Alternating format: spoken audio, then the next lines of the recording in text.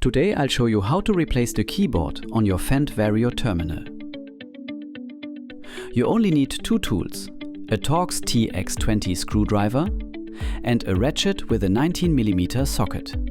Before you start, ground yourself briefly, for example on a heater. First loosen the two nuts and remove them. Now use the Torx to remove all screws. Then carefully lift the housing upwards. Pull the connector upwards to disconnect it. Now lift the circuit board with the rotary encoder and fold it over. Remove the retaining bracket and take out the defective keyboard. Insert the new keyboard and reinstall the retaining bracket correctly.